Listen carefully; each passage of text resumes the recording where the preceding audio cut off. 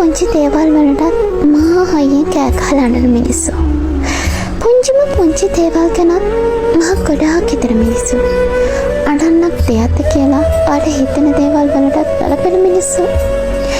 මෙහෙම මිනිස්සු හට මේ ජීවිතයේදී කොයි තරම් හමු වෙලා ඇතිද? සමහර විට මම අහන් ඔයා එහෙම කෙනෙක් වෙන්නේ නැති. ආඩ මේ වගේ අති සංවේදී මිනිස්සු එදිනදා ජීවිතයේදී දහස් ගාණක් හමු වෙලා ඇති. ඔයා දන්නවද? අති සංවේදී මිනිස්සු තව කෙනෙක්ගේ රැවටීම් රිදවීම් වලට මුල දුන්නට පස්සේ එයාලා යකඩ වගේ ශක්තිමත් වෙනවා. ඒ අතරින් ඒ රිදවීම් රැවටීම් එක එයාලා කෑ ගහලා අඬලා දුක පිට කරලා යථා තත්ත්වයට එනවා කවදා හරි. අනිදාට එයාලා කඩන්න බැරි තරම් හයිය ගල් හිතක් කරගන්නවා ඒ හිත. ඒ මොහොතින් පස්සේ කවදාවත් ඒ අති සංවේදී කෙනා අපිට මොන ගෑන්නේ නැහැ. එදාට එයා නැගිටින්නේ ආයි වටන්න බැරි තරම් ශක්තිමත් කෙනෙක් වෙලා. අවසානයේ කඳුල පේදාල නැගිටින මිනිස්සු ආයි රෙත්තන්න වටන්න ලේසි නෑ. අඬන්න ඕන තැන්වලත් එක කඳුලක් නොහිලා හැමදේම ගැන උපේක්ෂාවෙන් බලන්න එයාලා පුරුදු වෙනවා. දරුණු විදියට සිත් රිදෙන්නේ නැති වුණාට පස්සේ මිනිස්සුන්ගේ හිත මැරෙනවා. සංවේදී කෙනා මැරෙනවා.